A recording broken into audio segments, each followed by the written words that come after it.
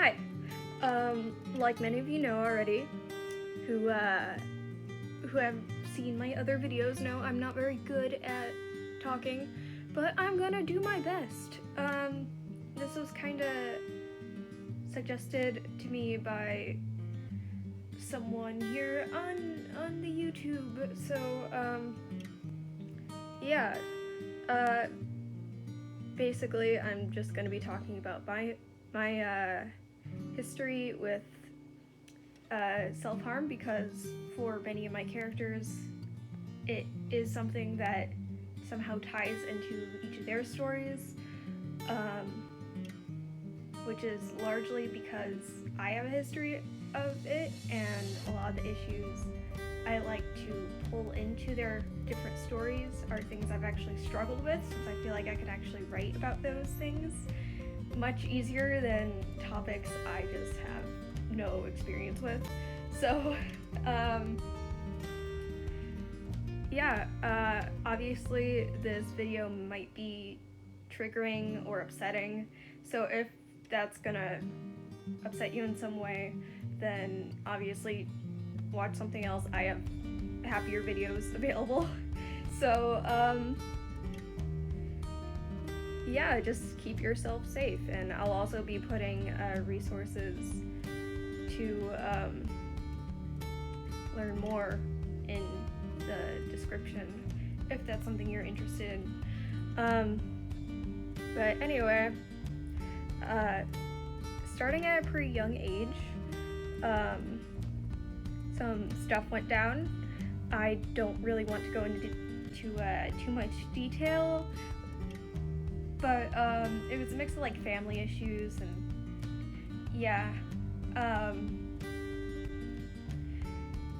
and one of the ways I would deal with that is by taking my frustrations out on myself. Usually I would scratch or bite myself when I was like, I don't know, 3 or 4 or something like that. And it wasn't like an all the time thing, it was mainly just if I was really mad or something.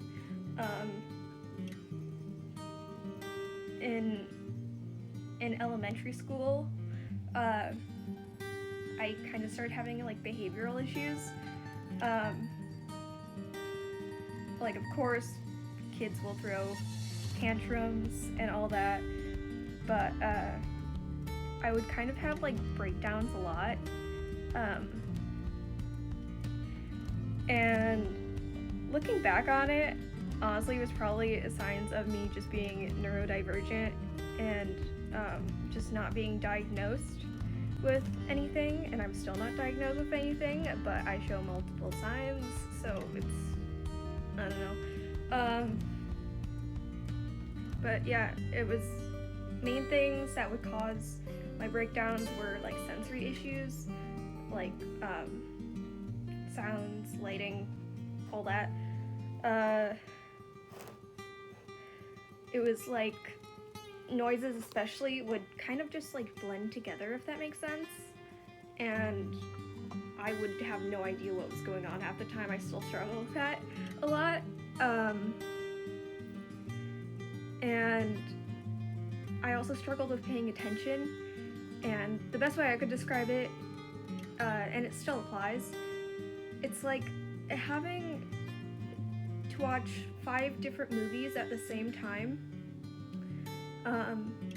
and then expected to write a report on only one of the movies, and not getting it mixed up with anything else that you heard from everything else you were watching.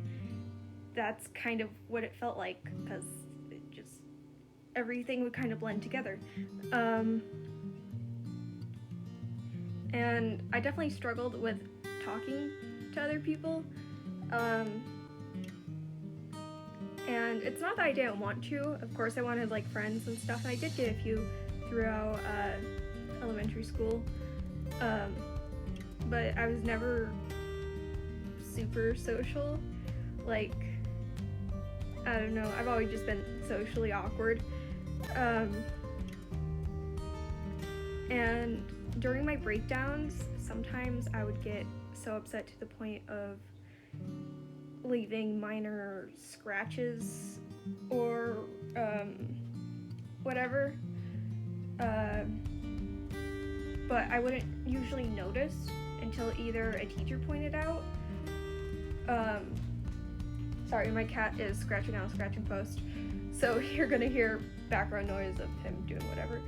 But yeah, usually I wouldn't even notice until like someone would point out that like, hey, you like scratched into your arm or whatever, knock that off kind of thing. And then I'd be like, oh shit. Yeah. And I was freaked out by like blood and stuff, like most kids are. So I would always stop if I noticed I was bleeding. I was put in a special education program at my elementary school. Mostly just because I had a hard time dealing with being in actual standard classrooms a lot. And I learned coping skills, and it was definitely nice knowing I wasn't the only one struggling with behavioral issues. Because I was basically in a room surrounded by other students with behavioral issues. But yeah, it did come with some negative sides though. When I would go to the regular classroom, oftentimes students wouldn't know how to talk to me. Like, they would talk to me like I was younger than I actually was, and that kind of screwed with my self-esteem, obviously, because I was like, well, I guess they don't see me as like, you know, one of them. They see me as like, I don't know, a much younger child. And they assume I don't like understand anything, and that was frustrating.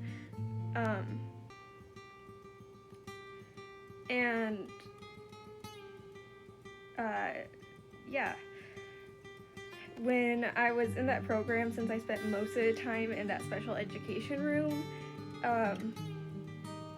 I wanted to become friends with the people there, and I sort of did, but there was one girl especially who I took most of my classes, like mini classes things with.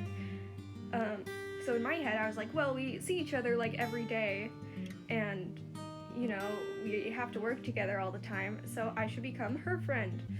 But she would mostly just like make me feel shitty about myself and kind of just tell me I wasn't good enough and that she didn't like me and all that stuff.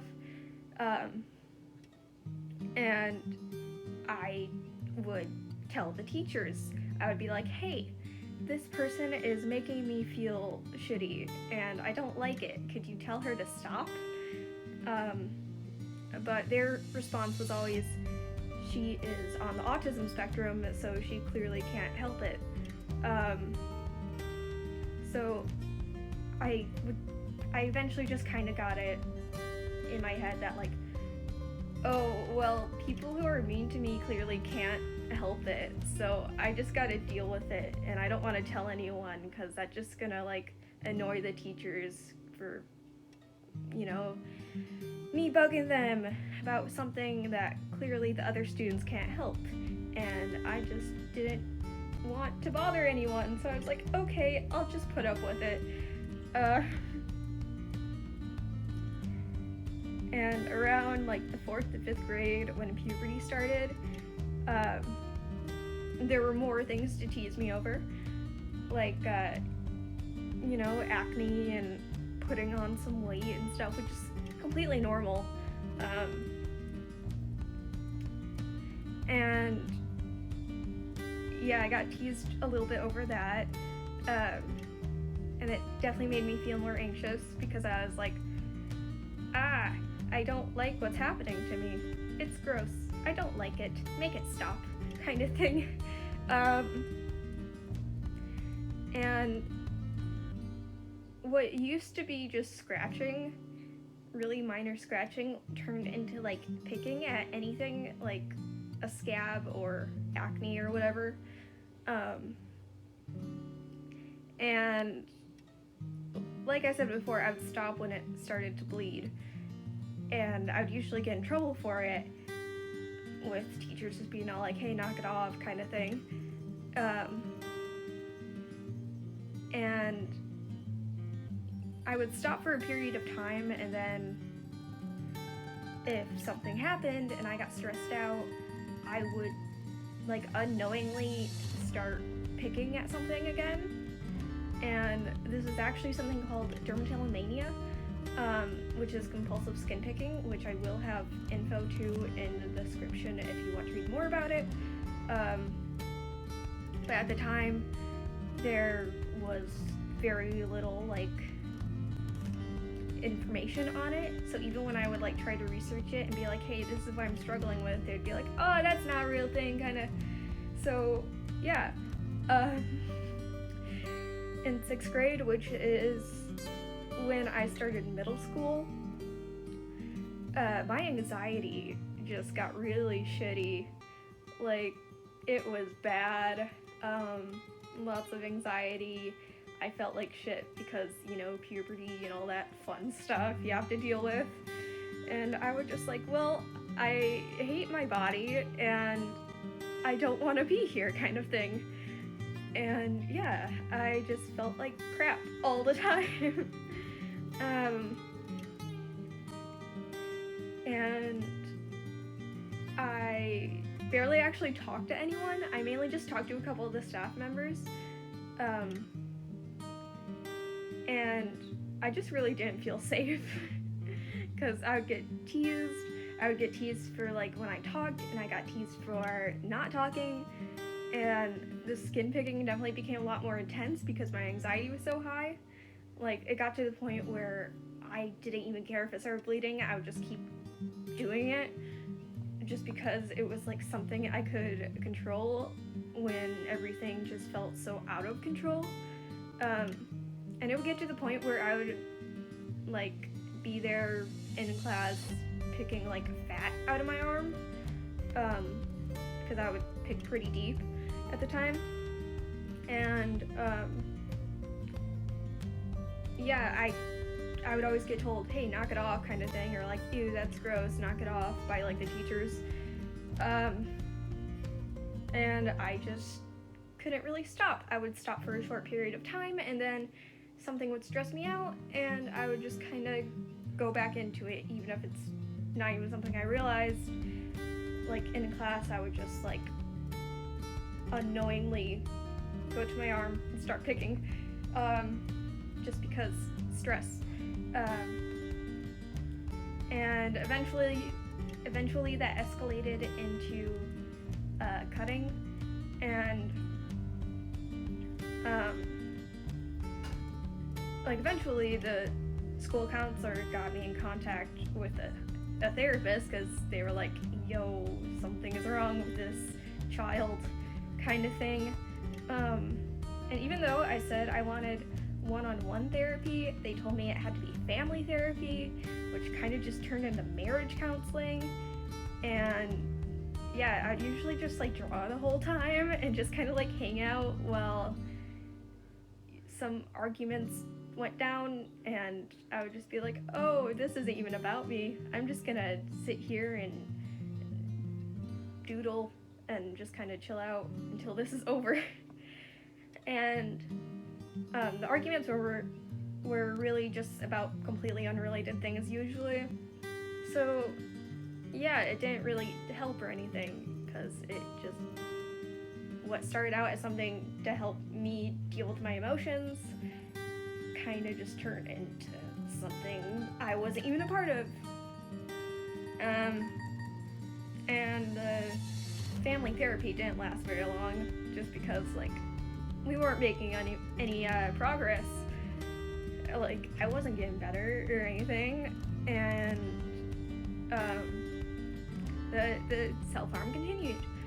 And I didn't really want to like talk about it to anyone because it felt like whenever I did, it just turned into them finding it a personal attack on themselves. Like they'd be like, oh, you're just doing it to piss me off or whatever. And I just didn't want to talk about it with anyone because I just didn't want to make anyone feel bad. I didn't want to stress anyone out. So I was like, I'll just keep this to myself. And after 6th grade, I had to move to Canada, which was not ideal. And it would have been fine if I was able to do stuff, but because my dad and I weren't citizens, I couldn't go to school and he couldn't work. So we were just kind of stuck in a house the whole time, and we didn't have a lot of money. And I did do online school, but online school doesn't accommodate for, people with like learning disabilities. So I had no idea what was happening, and the stuff wasn't at my level for the most part. So yeah, it just really sucked. And I was just stuck in this house where, I couldn't hang out with anyone my age. I got really depressed, and it felt like when people were home, it would just kind of turn into fighting. And yeah, I just didn't feel great, as you can expect. And I spent about like 6 months in there, in Canada. And then my dad and we had to leave because we weren't citizens, and yeah, we did try to get citizenship, but Canadian laws are weird, and we kept having issues with it. But yeah, we were kind of just homeless for a while. We lived in a car and we couch surfed and all that fun stuff. And after a few months of that, we were able to get a place, which is nice. And I was able to actually go to school because it was in the US, and I was like, yay, I could finally talk to people and have friends and do things. And yeah, and I think just, even though it was really scary going to a new school, obviously, it was like nice at the same time because I got to be around people my own age, and like, yeah, and that was 8th grade if I haven't already said that. Yeah, my body image wasn't great still, but like I definitely felt more confident and stuff after meeting some people I got along with and all that. And the self-harm became a lot less frequent. I still struggled with it, but it wasn't as often as it was before.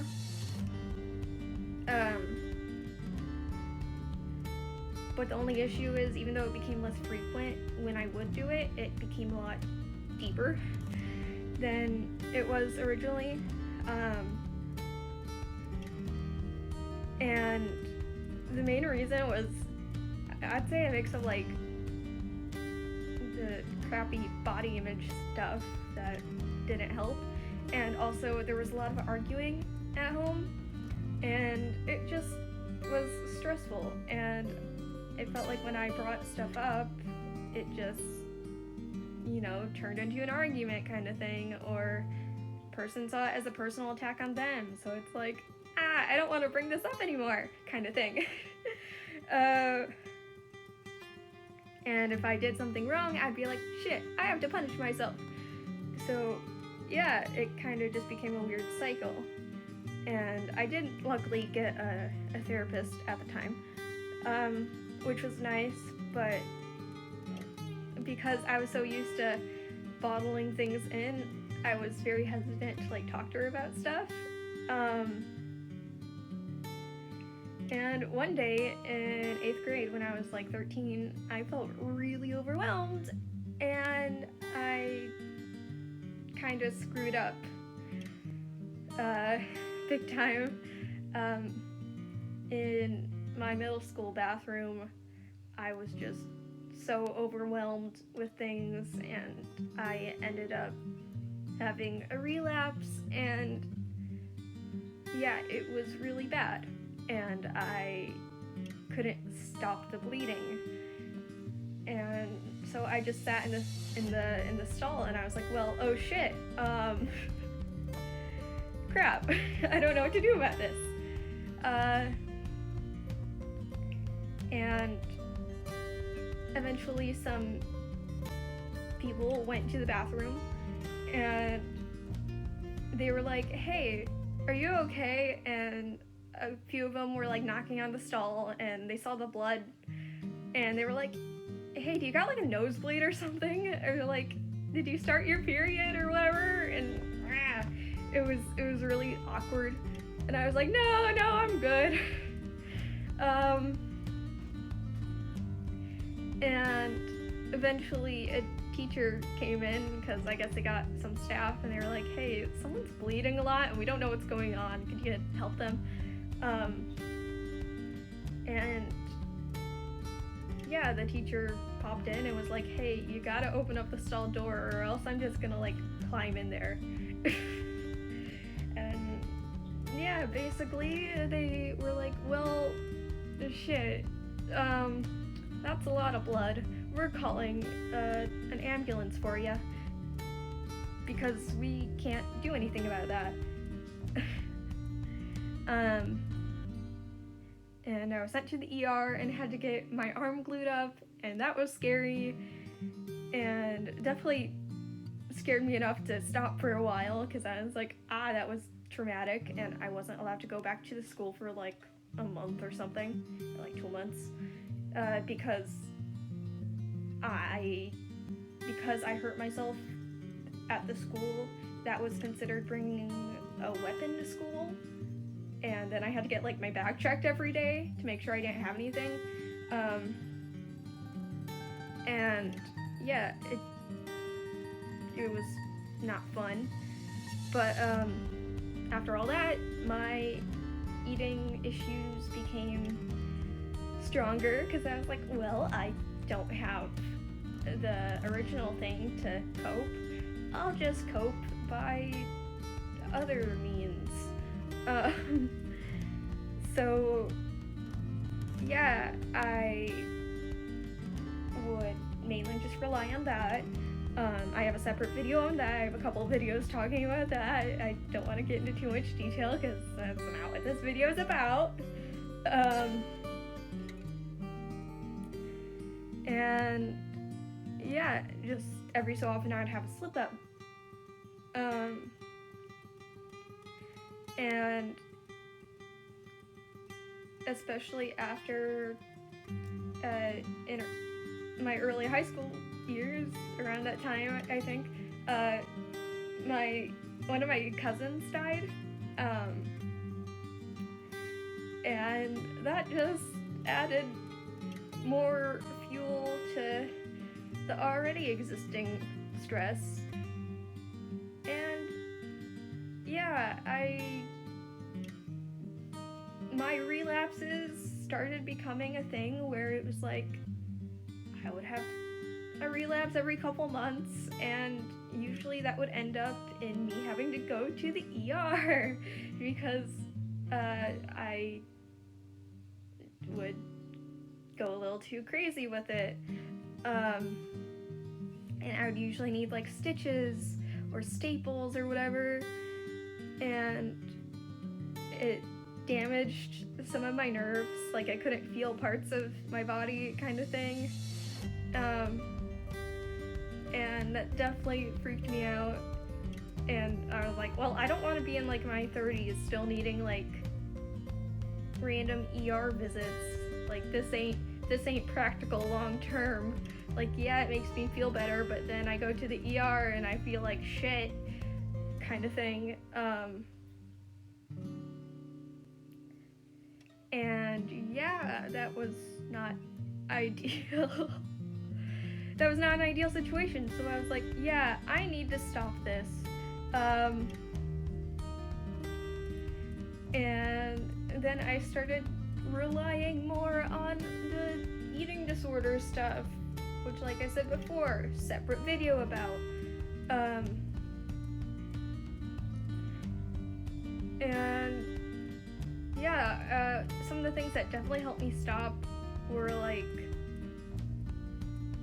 using the characters that I have and writing stories about them and imagining them in similar situations and getting through it. And I don't know, it made me feel less alone because I didn't really like to talk to people, because when I did talk to people, it was pretty common for me to just like, I don't know, lose a couple friends in the process. I was like, I don't want to bug anyone. So yeah, I would use stories to cope.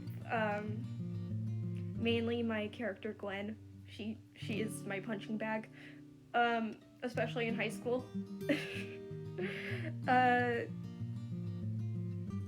Yeah, now I have been clean for like 5 years, something like that. And yeah, I'm pretty proud of that. It's pretty nice. And I actually do have a couple tattoos to cover some of what I did, but the scars are obviously still there. And yeah, I kind of just learned to accept them because they're not going away.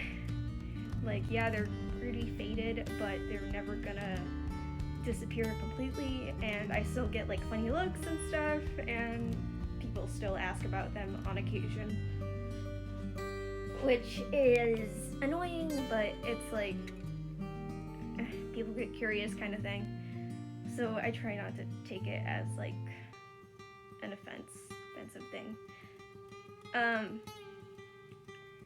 But yeah, I have pictures of my tattoos on my Instagram if anyone wants to see those, or I could make a video about it or whatever. And yeah,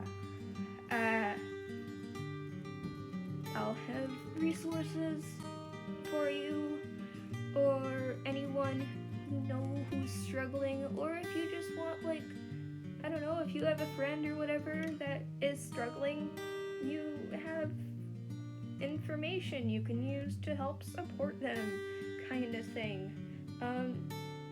Sorry, I've been laughing throughout the video. I laugh when I'm awkward. So yeah, plus I've been trying to like deepen my voice the whole video, and it kind of hurts, but you know, that's life. If you have any questions, feel free to ask. And yeah, I hope this video wasn't too cringy, and I hope you enjoy the drawing. Originally this was gonna be a live stream thing of me drawing this, but there were issues with the live stream thing, and it didn't want to work, so yeah. But anyway, yeah, if you have any ideas for videos, let me know. The character I've drawn in this video is Enid. They're kind of a minor character in the main story, but they're still pretty cool.